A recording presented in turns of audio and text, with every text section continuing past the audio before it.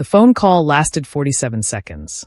Marcus knew because he stared at the timer on his screen the whole time, watching the numbers climb, as if counting them could somehow slow down what was happening, could somehow stop the words coming through the speaker from being real.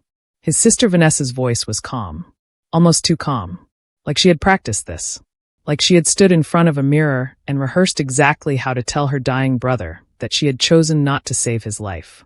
Marcus, I can't do it. I'm sorry. I have an opportunity right now that I've been waiting for my whole life, and the surgery recovery time will mess everything up. I hope you understand. I really do. I love you. Click. 47 seconds. That was how long it took for the one person on earth who shared his blood, his childhood, his mother's cooking, his entire history, to end his life with a phone call and hang up. Marcus sat in the hospital bed and stared at the blank screen of his phone for a very long time. The machines beside him beeped steadily. The 4-drip ticked.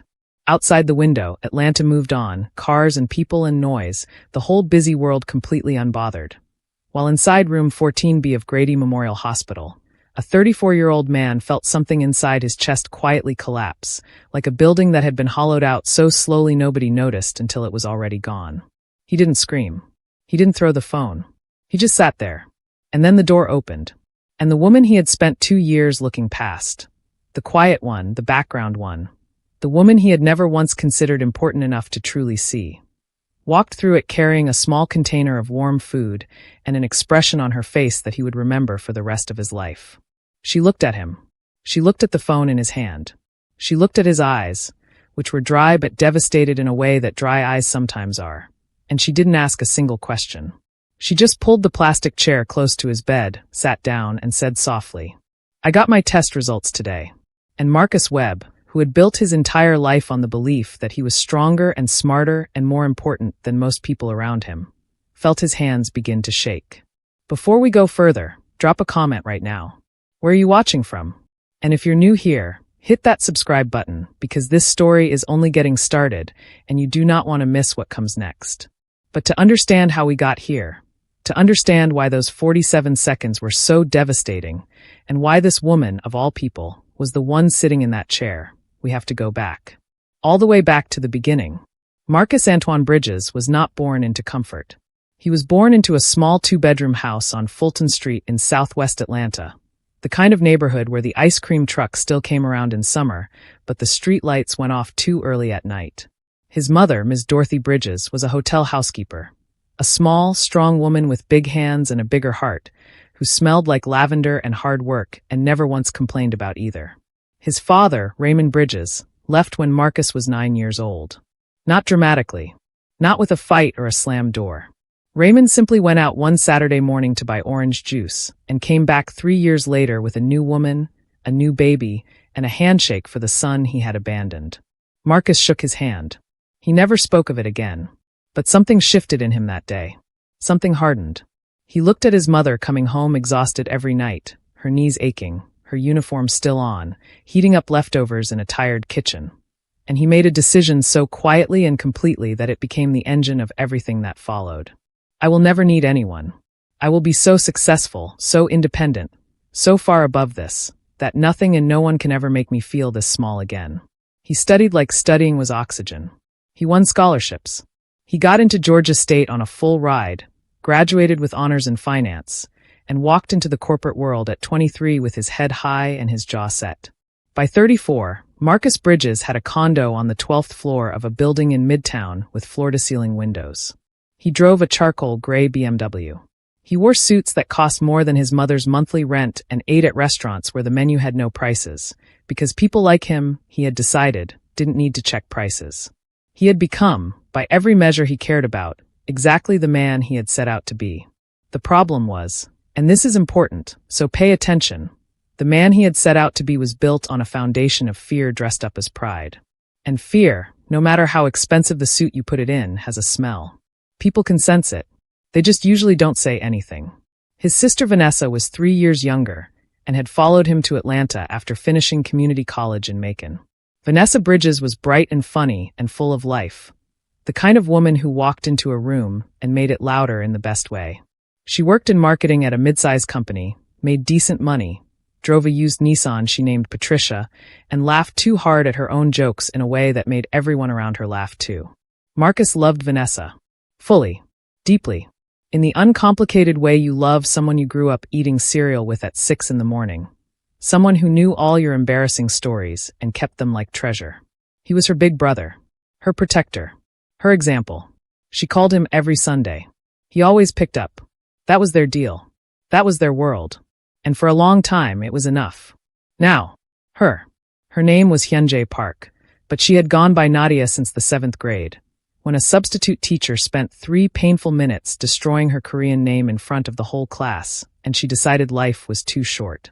Nadia Park was 29 years old. Korean American. Born in Incheon, raised in Gwinnett County, Georgia from age 6. Which meant she had grown up straddling 2 worlds, belonging fully to neither, and had quietly made peace with that fact long before most people figured out who they even were. She worked as an administrative coordinator at Crestline Wealth Management, the same firm where Marcus was a senior financial analyst. On paper, their roles were miles apart. In the office, they occupied the same floor, passed each other in the same hallways, attended the same quarterly meetings, and used the same coffee machine. But in Marcus's invisible internal ranking of the world, the one he never said out loud but lived by every single day, Nadia Park existed somewhere far below the line he had drawn for himself. She was the support staff. He was a producer. That was the whole story, as far as Marcus was concerned. And so for 2 years, he treated her the way people treat elevator music. Present, occasionally acknowledged, fundamentally unimportant. He was polite, of course. Marcus was always polite. He had the smooth, practiced manners of a man who understood that rudeness was bad for business. He said good morning. He nodded in the hallways. When she sent careful, well-written emails flagging potential issues on accounts, he replied with, "Thanks, Nadia, I'll look into it," and then looked into absolutely nothing. There was one moment, one specific moment, that he would later look back on as the clearest example of who he was then. It was a Tuesday in March, about 8 months before he got sick. Nadia had stopped him outside the conference room after a budget review meeting. She had a printed spreadsheet in her hand, and she held it out to him with the careful energy of someone who has rehearsed this moment because they know they might not be taken seriously. "Marcus, I was cross-checking the Holloway portfolio last night, and I found something. There's a compounding error in columns D through G. It's small right now, but if it's not fixed before the Q2 report, it could misrepresent returns by a significant margin. I highlighted it here." She pointed at the sheet. Her notes were neat, color-coded, precise. Marcus had glanced at the paper the way you glance at a flyer someone hands you on the street. Long enough to seem polite, short enough to communicate that you're not stopping. "Good catch, Nadia. I'll have my team run it down." He tucked the sheet under his arm and walked away. His team never ran it down. 6 weeks later, the Holloway portfolio report went out with the error. The client caught it. There was a meeting. There were apologies. There was a very uncomfortable hour in the managing director's office where Marcus used phrases like breakdown in the review process and systemic oversight to avoid saying a woman I didn't bother listening to told me exactly this would happen. The firm lost a client. Marcus kept his job by the width of a single good quarter. Nadia said nothing. She didn't go to HR. She didn't forward her original email to anyone. She didn't wear the vindication on her face the way most people would have. Couldn't help themselves. She just quietly helped the team build the corrected report, stayed 3 hours late to do it, and went home. Marcus noticed. He filed it away in a place he didn't look at often. He did not thank her properly. He bought her a $10 Starbucks gift card and left it on her desk. She sent a one-line email. "Thank you, Marcus." That was it. The December company Christmas party was where something shifted. Barely, almost invisibly, like the first hairline crack in a wall before the whole thing comes down. Marcus had come with his girlfriend at the time, Camille, beautiful, sharp, with a talent for quietly dissecting people at parties the way surgeons dissect things, cleanly and without sentiment. Nadia was standing alone near the food table in a deep burgundy dress, holding a small plate, reading something on her phone with complete and total comfort, as if being alone at a party was a choice she had made and was thoroughly satisfied with. "Does she not have a single friend here?" Camille murmured beside him, voice like honey over glass. Marcus laughed softly. Just a small laugh. Just enough to agree without technically saying anything. But the laugh sat wrong in his stomach for the rest of the night. Later, Much later, when Camille was across the room and the crowd had thinned, Marcus found himself standing near the drinks table, and Nadia appeared beside him. "Good party," she said. "Yeah," he agreed. A beat of silence. Comfortable, strangely. "How's your mom?" she asked. "You mentioned she hadn't been feeling well." Marcus stopped. He had mentioned his mother once. In the break room. In passing. 3 weeks ago. He hadn't thought about it again. The fact that she had held on to that she had cared enough to remember it, created an odd, unnamed feeling in the center of his chest. "She's better," he said. "Thanks for asking." "Good," Nadia said simply. "Moms are everything." And then she walked back to her corner, back to her phone and her small plate of food, and Marcus watched her go with a feeling he couldn't name and didn't try to. For months later, he collapsed in the parking garage. He had been ignoring the signs for over a year. The swelling. The fatigue that no amount of sleep fixed. The way food had slowly lost its taste. The headaches that arrived without invitation and stayed for days. His doctor had warned him. Clearly, repeatedly, with the particular frustration of a medical professional watching a stubborn patient sprint toward a cliff. "Marcus, your kidneys are under serious strain. You need to slow down, change your diet, reduce your stress load." Marcus had nodded in all the right places and changed absolutely nothing, because men like him, men who had climbed out of nothing through sheer force of will, did not slow down. Slowing down was for people who couldn't keep up. Until the gray Thursday morning when his body made the decision for him. One moment he was walking to his car, keys in hand, already mentally in the next meeting. The next moment the parking garage tilted sideways and the concrete came up to meet him. He woke up in an ambulance. Nadia Park was sitting beside him, her hand wrapped around his, her face calm and steady in the lurching fluorescent light of the vehicle. "You're okay," she said quietly. "I've got you." She had been the first one to reach him. She had called 911 before anyone else had even processed what they were seeing. She had ridden with him because someone needed to, and no one else had moved. Marcus stared at her from the stretcher, confused and afraid in a way he hadn't felt since he was 9 years old watching his father drive away. "Why are you here?" he rasped. She squeezed his hand once gently. "Someone should be," she said. The diagnosis came in stages, the way terrible news usually does. Never all at once, but in careful clinical installments that give you just enough time to absorb one blow before the next one lands. Chronic kidney disease. Advanced stage. Left kidney severely compromised. Right kidney fighting. A transplant was not just recommended. It was, Dr. Osei explained gently, the most viable long-term option. The search for a donor began. And then a miracle, or so it seemed. Vanessa tested. She was a match. A perfect match. 1 in 1,000, the doctors said. Your sister is the single best possible donor for you right now. It was the kind of news that makes you believe, briefly, that the universe is looking out for you. That blood means something. That love is more than a word people say at Christmas. Vanessa had held his hand in this same room, in this same chair, and said with tears in her eyes, "Of course I'll do it. Marcus, you're my brother. There is no world where I say no to this." He had believed her. He had relaxed into that belief the way you relax into something solid. A wall, a floor, the ground beneath your feet. He stopped worrying. He started planning his recovery. He even started being kinder to the nurses. And then, on a Tuesday morning, 34 days after Vanessa said yes, Marcus's phone rang. The call lasted 47 seconds. And everything solid turned to air. Now we are back where we started. Room 14B. The beeping machines. The pale light. The Atlanta skyline gray behind winter clouds. Marcus sitting in the bed with his phone face down on the blanket, the echo of his sister's calm, practiced voice still in his ears. "I have an opportunity. The recovery time would mess everything up. I hope you understand." The door opened. Nadia Park walking in. The small container of warm food. The gray hoodie. The pulled back hair. She set the food on the bedside table. She pulled the plastic chair close. She sat down. And in the silence, the long, terrible, honest silence, she looked at him and said, "I got my test results today." Marcus felt his hands begin to shake under the blanket. He looked at her face, really looked, the way he hadn't looked at anything in a long time. "What results?" he whispered. Nadia held his gaze without flinching. "I got tested 3 weeks ago. When things with your sister started feeling uncertain. I didn't tell you because I didn't want to put pressure on you or get your hopes up for nothing." She paused. I got the results this morning, Marcus. The machines beeped. The 4 ticked. The whole world balanced on the edge of what she was about to say next. I'm a match. The words landed like something falling from a great height. Marcus opened his mouth.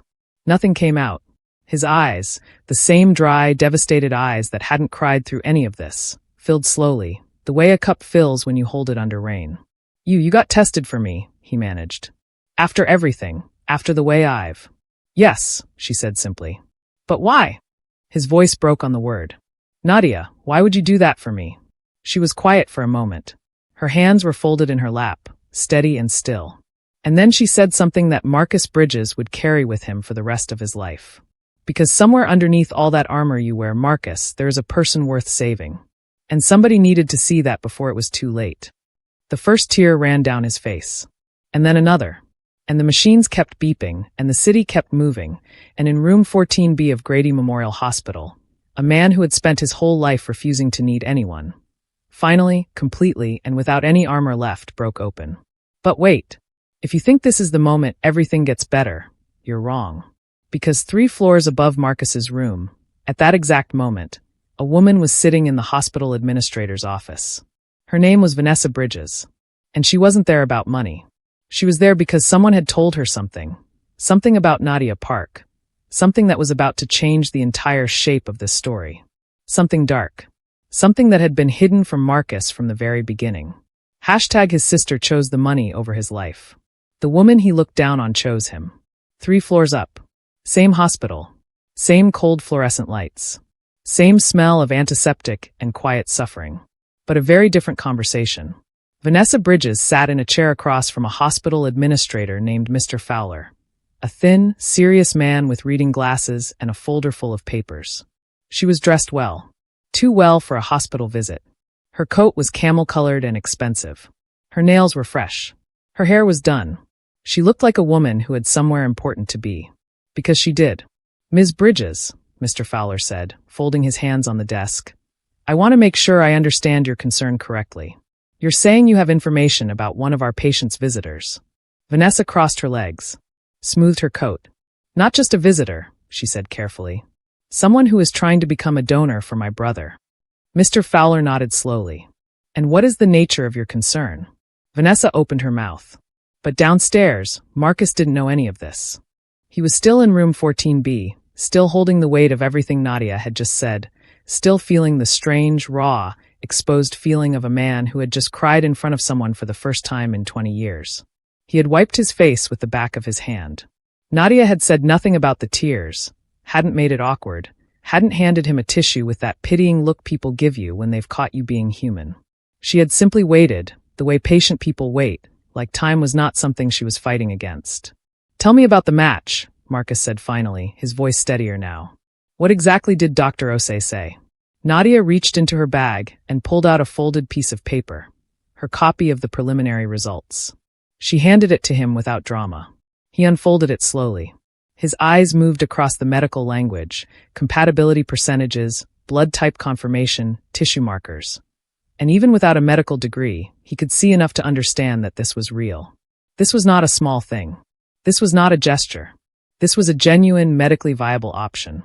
You really did this quietly, he said, almost to himself. You just went and did it. I didn't want a big moment, Nadia said. I just wanted to know if I could help. Marcus looked up from the paper. And if you hadn't been a match? She shrugged softly. Then I would have sat here and helped you figure out the next option. But I would have tried. He stared at her for a long moment. Nadia, I gave you a $10 Starbucks card. She laughed, a real laugh, sudden and warm, the kind that fills a room without trying. I know. It was a bad gift. It was an awful gift. The worst. And somehow, impossibly, in a hospital room that had held nothing but fear and grief for 6 straight days, Marcus smiled. Small and broken, but real. The next 2 days moved in that slow, suspended way that serious things moved. Dr. Osei met with both Marcus and Nadia separately, then together, going over what a donation procedure would involve. The preparation, the surgery, the recovery timeline, the risks on both sides. He was honest about all of it. He didn't soften the edges. Nadia listened to everything without flinching. Marcus watched her during that meeting the way you watch someone when you're trying to understand them from scratch. erasing everything you thought you knew and starting over. He watched her ask the doctor intelligent, specific questions. He watched her take careful notes in a small notebook she pulled from her bag.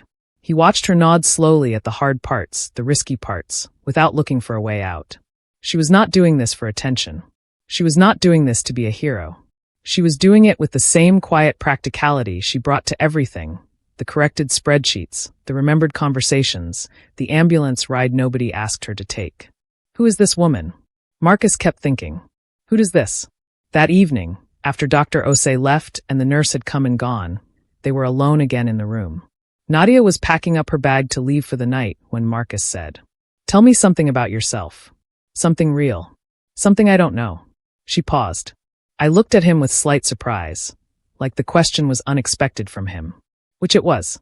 Then she sat back down. "My dad left when I was 8, she said. Went back to Korea. Said he'd send for us. He never did. A beat. My mom raised me and my little brother alone, working at a dry cleaning shop in Lawrenceville for 15 years. She still works there." Marcus was quiet. "I put myself through college," Nadia continued. "Got the coordinator job because it was stable and it paid while I finished my MBA at night." She paused. "I finished it 8 months ago, actually. Nobody at the office knows." Marcus sat up slightly. "Your MBA? You have your MBA and you're still a coordinator?" She met his eyes.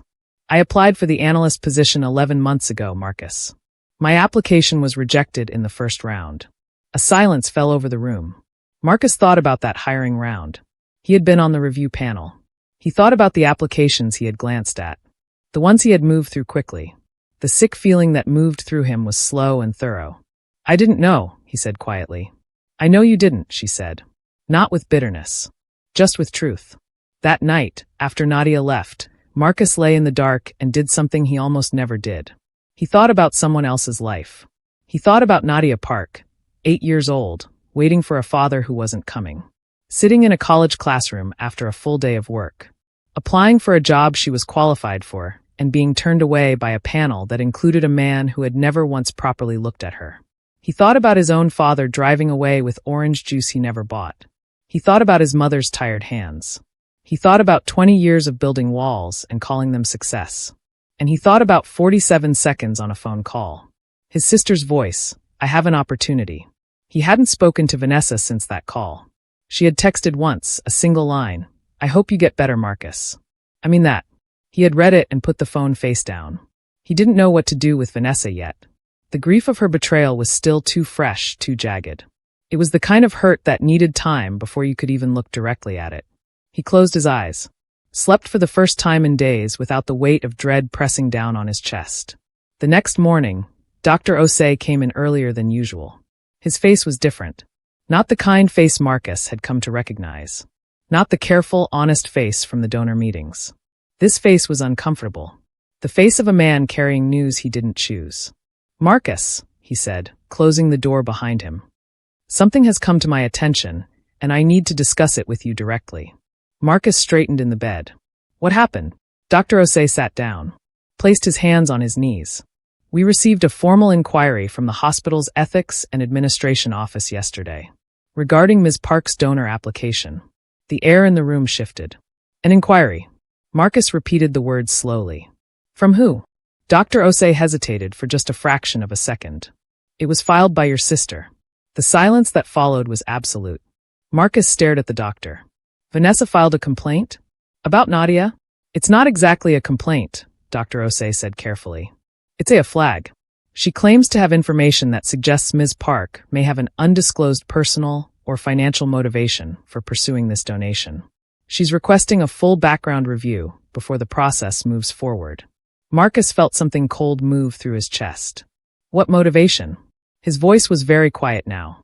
"What is she claiming?" Dr. Osei looked at him steadily. "She's claiming that Ms. Park has been in communication with a private medical research organization that compensates living donors who participate in post-surgical data studies. She's suggesting this might be the real reason Ms. Park came forward." The words landed one by one. Marcus processed them. And then he did something the doctor didn't expect. He laughed. Not a happy laugh. A short, sharp, disbelieving sound. "My sister," he said slowly, who withdrew her own donor consent to chase a financial opportunity, is now accusing someone else of having financial motivations. Dr. Osei said nothing. Is there any evidence? Marcus asked. Anything real? That's what the review process would determine, the doctor said. But Marcus, I want to be honest with you. If the review board decides to investigate, it could delay the process by several weeks. Given your current kidney function, he stopped. He didn't need to finish. Marcus understood. Several weeks was not a comfortable margin. Nadia arrived at 9 that morning, same as the days before. Same gray hoodie.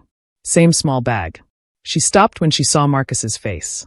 What happened? She asked immediately. He looked at her for a long moment. Vanessa filed something with the hospital, he said. Against you. Nadia went very still. She's claiming you have financial reasons for doing this. That there's some research organization involved. He watched her face. I need you to look me in the eyes, Nadia, and tell me what's true. Nadia set her bag down slowly. She pulled the chair close and sat down. She met his eyes without looking away. Yes, she said quietly. I know about that organization. Marcus's breath stopped. I was contacted by them 4 months ago, Nadia continued. They do post-surgical data studies on living donors, blood work, follow-up scans, health tracking for 2 years. They compensate donors for the time and participation. It's completely legal. It's done with full consent. She paused. I considered it.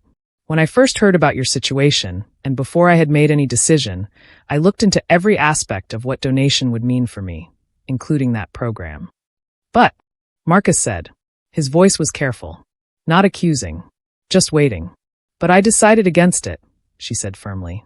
I didn't register with them. I didn't sign anything. I chose to come forward as a donor for you, not for data, not for money. Her eyes didn't waver. You can verify that, Marcus. Call them directly. My name is not in their system. The room was quiet. Marcus looked at her for a long time. And he believed her.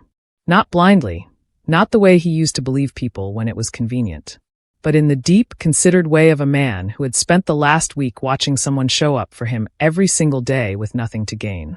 My sister knew about that organization, he said slowly. She did her research. Nadia nodded.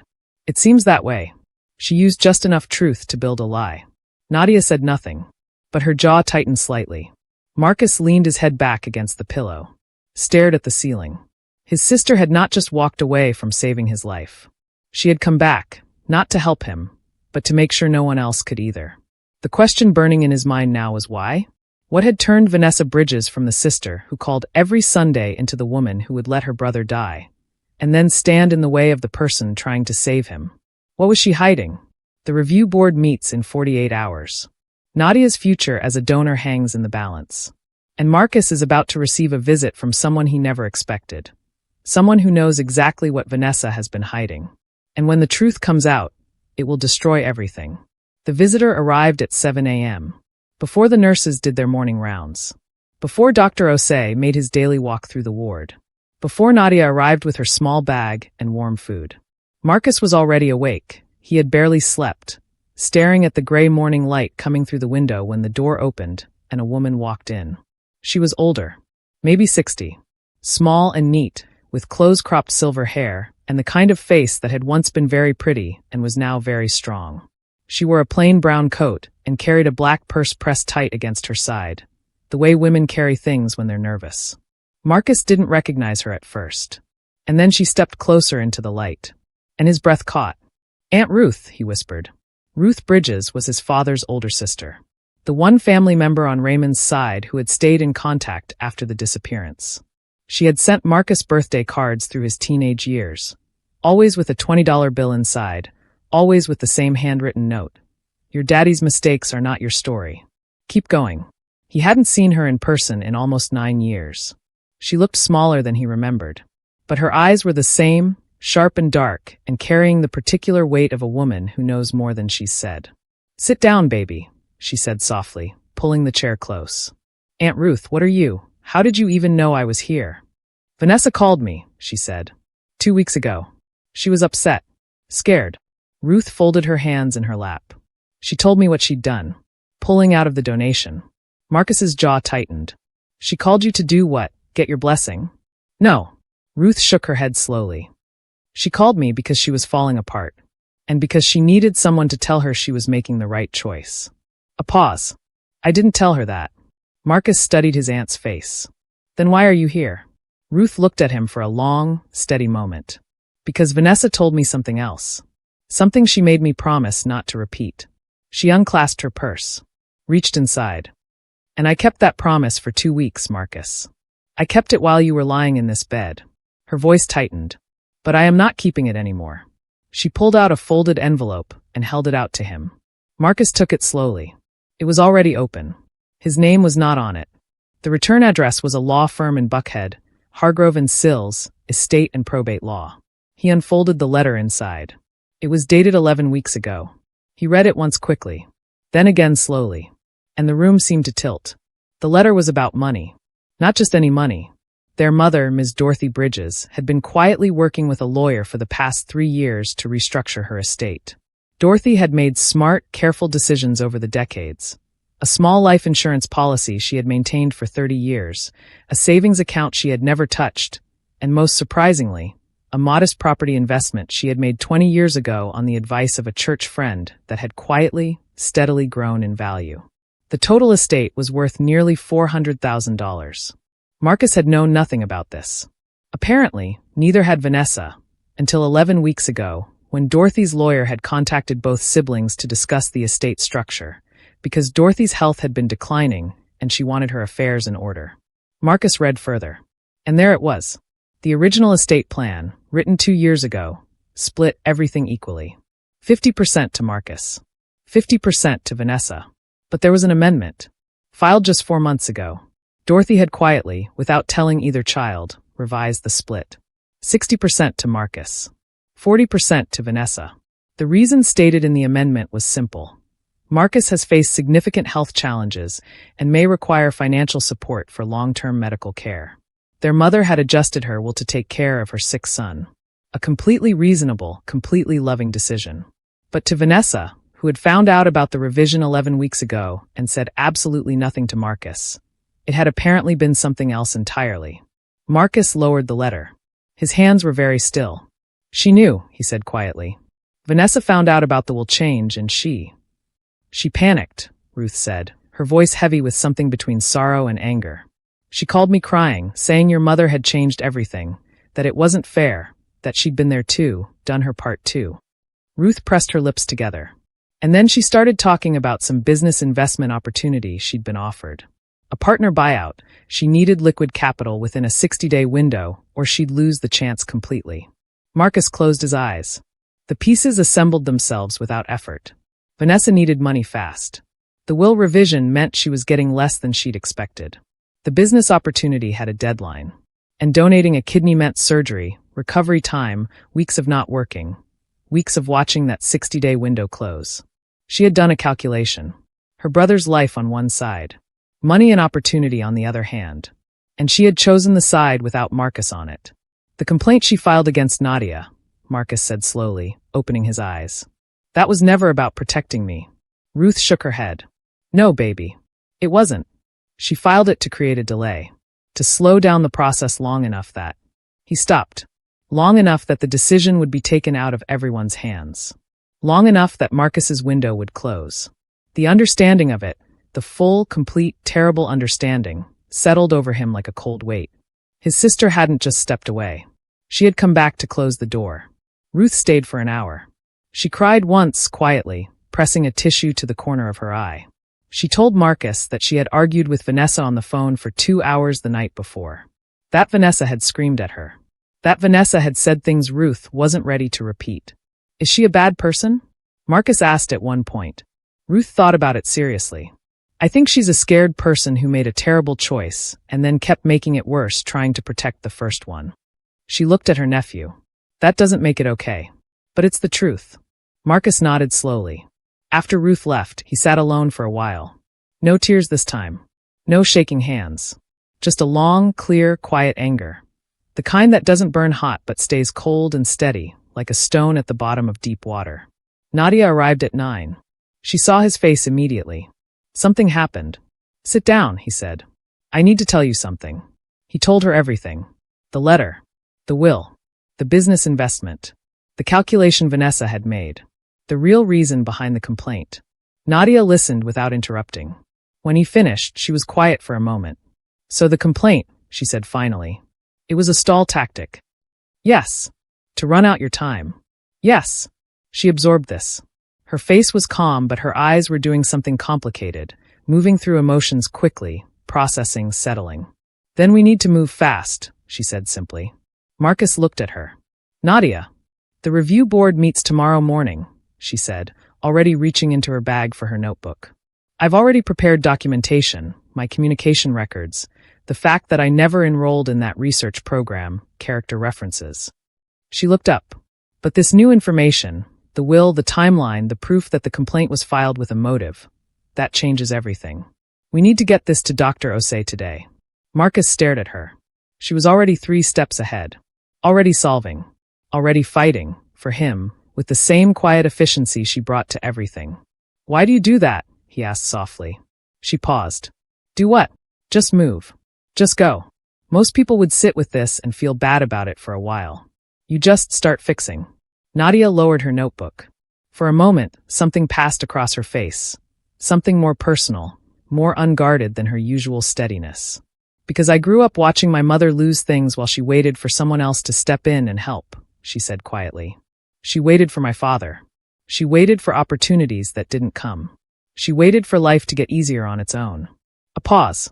I decided a long time ago that I wasn't going to be good at waiting. Marcus held her gaze. I'm sorry, he said. For all of it. The Holloway file. The gift card. 2 years of not seeing you properly. He said it plainly, without dressing it up. I was arrogant and I was wrong and you deserved better. Nadia was quiet for a moment. Then she said, I know. And I appreciate that. She picked her notebook back up. Now let's get your kidneys sorted. Dr. Osei received the information that afternoon. Ruth had agreed to provide a formal statement about Vanessa's phone call and the letter she'd shared. The timeline was undeniable. The complaint had been filed the same week Vanessa's 60-day business window was closing.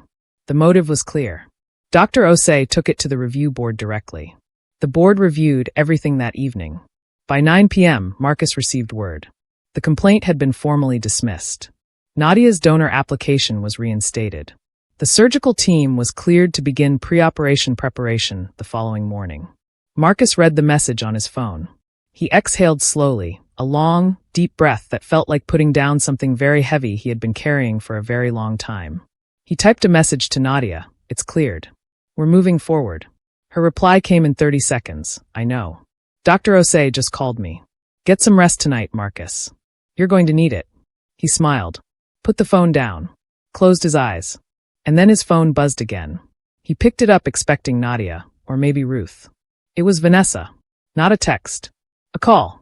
The screen lit up with her name and her photo.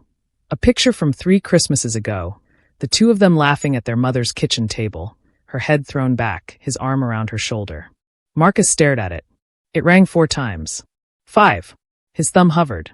And just before it went to voicemail, he answered. What does Vanessa say? Does she beg for forgiveness? Or does she reveal one final secret that changes everything Marcus thought he understood? And will the surgery go as planned? Or is there one last obstacle nobody saw coming? Marcus. Vanessa's voice came through the phone small and unsteady, nothing like the calm, rehearsed voice from the 47-second call. This voice had been crying. Recently. The kind of crying that leaves marks on your throat. Marcus said nothing. He just waited. I know you found out, she said. About the will. About everything. A shaky breath. Aunt Ruth called me tonight. She told me what she did. Still Marcus said nothing. The silence was not cruel. It was simply honest. The silence of a man who had run out of words to offer before the other person had earned them. I don't have an excuse, Vanessa continued. Her voice broke slightly on the last word. I've been sitting here trying to write one in my head for weeks and I can't. There isn't one. What I did was, she stopped. Started again. Marcus, I was so scared. The money, the investment window, the will change. It all hit me at once and I made the worst decision of my life, and then I kept making it worse, and I didn't know how to stop. Marcus closed his eyes. He thought about the Sunday phone calls. He thought about her laughing too loud at her own jokes. He thought about the Christmas photo on his screen, her head thrown back, his arm around her. The complaint you filed against Nadia, he said finally. His voice was quiet and even. You weren't trying to protect me, Vanessa. You were trying to make sure nobody else could either. A long silence. Yes, she whispered. One word. But it cost her everything to say it. I knew it would delay things, she said. I told myself it was just buying time to think. But I knew, Marcus. I knew what delay meant for you, and I did it anyway. Her voice dropped to almost nothing. I don't know who I became. I don't recognize it. Marcus sat with that for a moment. Is the business deal done? He asked. Did you get your money? Another pause. The window closed 3 days ago, she said quietly. While I was busy filing paperwork against an innocent woman. A hollow laugh, empty of any real humor. I lost the deal anyway. Marcus opened his eyes. He stared at the ceiling. His sister had sacrificed him for a deal she didn't even get. The tragedy of it, the complete, wasteful, senseless tragedy, sat in the room like something with weight. I'm not going to tell you it's okay, Marcus said finally. Because it's not. And I don't think you should feel like it is. Not yet. What you did is going to take a long time to work through. For both of us. Vanessa was crying quietly now. He could hear it. But, he continued slowly, I also know that you are not the only one. You are not only this one terrible thing. He paused. Mama raised us the same. And somewhere in you is still the person she raised. A sob came through the phone. Controlled, but real. I'm so sorry, Marcus, she said. I am so sorry. I know, he said. He didn't say it's fine. He didn't say I forgive you, because forgiveness that fast would have been dishonest, and he was done being dishonest about things that mattered. But he didn't hang up either. They stayed on the phone together for another 20 minutes, saying less and less, until the silence between them was no longer cold, just sad, and sad was something they could both survive. When he finally said goodnight and set the phone down, he felt something loosen in his chest. Not healing. Not yet. But the first small movement toward it. The morning of the surgery arrived gray and quiet. Marcus was prepped early, 4 lines checked, vitals recorded, surgical consent forms signed with a hand that was steadier than he expected. Dr. Osei came in at 6:30, professional and calm, going through the final checklist with the focused energy of a man who had done this many times and still took it seriously every single time. How are you feeling? The doctor asked. Honest answer? Marcus said. Always. Terrified. But ready. Dr. Osei nodded. That's exactly the right combination. Nadia was brought in for her own prep in a separate room down the hall. Hospital protocol kept them apart in the final hours before surgery. Different teams, different timelines, different tracks moving toward the same destination. But before they were fully separated, there was a 10-minute window. A nurse, a kind older woman named Ms. Celestine who had been on Marcus's ward since day one, quietly arranged it without being asked. She wheeled Marcus's bed to the door of the pre-op corridor and held it open. Nadia was sitting on the edge of her own prep bed, already in a hospital gown, her hair tied back, her hands folded in her lap. She looked younger without her work clothes. Quieter. More open. She looked up when she heard the wheels. For a moment, they just looked at each other. No notebooks. No warm food containers. No office building between them. Just 2 people in a hospital corridor, about to go through something that would connect them, physically, permanently, for the rest of their lives. You don't have to do this, Marcus said. He had promised himself he wouldn't say it. He said it anyway. Nadia smiled, small and certain. I know. I mean it. Right now, this second, you can still. Marcus. Her voice was gentle but firm. Stop. He stopped. I made this decision clearly, she said. With full information. With no pressure. With no one standing over me. She met his eyes. This is mine. Okay. Let me have it. He looked at her for a long moment. This woman. This quiet, steady, extraordinary woman. Who he had looked past for 2 years. Whose name he had half listened to. Whose potential he had dismissed with a $10 gift card and a thank you that meant nothing. Who had shown up in an ambulance. Who had sat in a plastic chair night after night. Who had gotten tested in secret and prepared documentation for a review board and moved forward without flinching through every single obstacle his own sister had placed in her path. Nadia, he said quietly. When this is over, she interrupted softly, you're going to recover properly. You're going to take care of yourself. You're going to call your mother more. A pause. And then we'll talk about everything else. The corner of his mouth moved. Everything else. Everything else, she confirmed. Miss Celestine appeared at the end of the corridor, gentle but firm. We need to move you both now. Nadia reached out as Marcus's bed began to roll away. Her fingers caught his briefly, just for a second, just a light press of her hand against his. Then she let go, and they were taken in opposite directions down the long white hallway. The surgery lasted 4 hours and 19 minutes.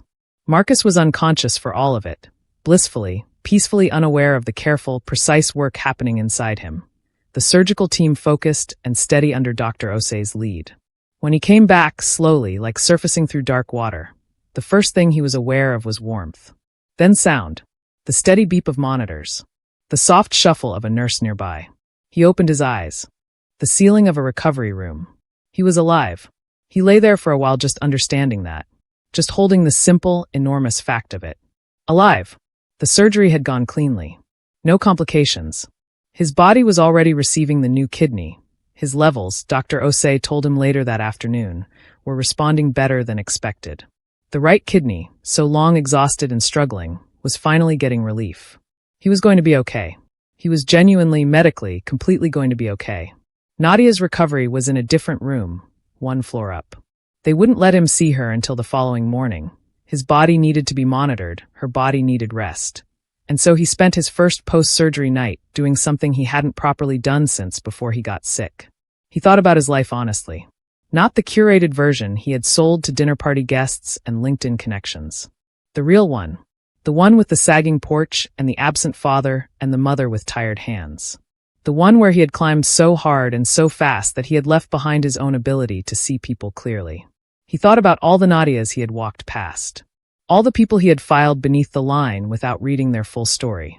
All the quiet ones, the support staff, the background characters in his self-important narrative, who had been this whole time full and complex and capable and there. He thought about what it had taken to teach him this. A collapsed kidney. A sister's betrayal. A woman who should have had every reason to walk away but didn't. He hoped it hadn't cost too much. He suspected he would spend a long time making sure it was worth it. The next morning, they let him visit. He came in a wheelchair, his own body still healing, still tender. Pushed by Ms. Celestine, who had appointed herself their unofficial guardian angel. Nadia's room was simple and bright, a small window showing a thin slice of Atlanta sky. She was sitting up slightly in the bed, looking tired but present.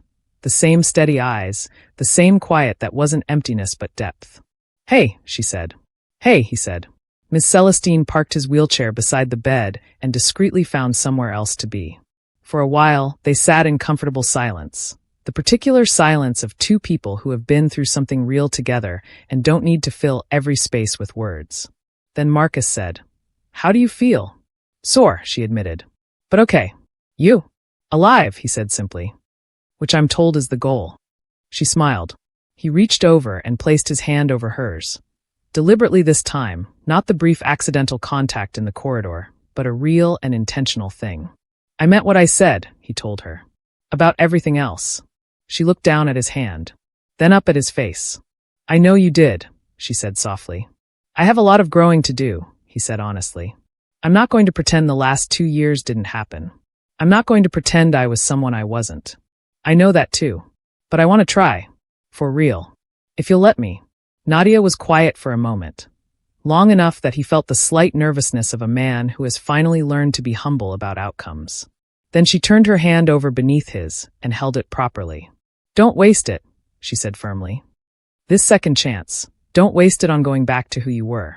"I won't," he said. And he meant it in a way he had never meant anything. 3 months later, Marcus Bridges walked back into Crestline Wealth Management. Healthy. Recovered. Different in ways that didn't announce themselves loudly, but were visible to anyone paying attention. In the way he held doors open and actually meant it, in the way he listened in meetings, in the way he stopped at Nadia's desk. Her new desk, because she had been quietly promoted to junior analyst 2 weeks after he came back, and nobody on the hiring committee had objected, and talked to her like the person she had always been. He called his mother every Sunday now. He visited Vanessa once, 6 weeks after the surgery. It was difficult and honest and unresolved in the way that real reconciliation always begins. Not with a clean ending, but with two people agreeing to try. And on a Friday evening in early spring, Marcus and Nadia walked out of the office building together for the first time. Not as senior analyst and coordinator, not as patient and donor, not as the man who looked down and the woman who was looking past.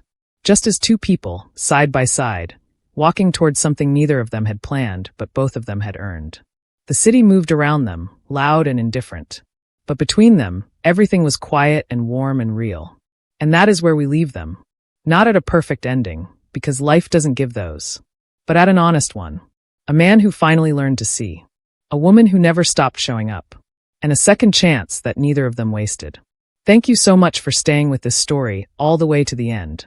If it moved you, if it made you think, if it kept you up, please subscribe to this channel to support our growth. It truly means everything.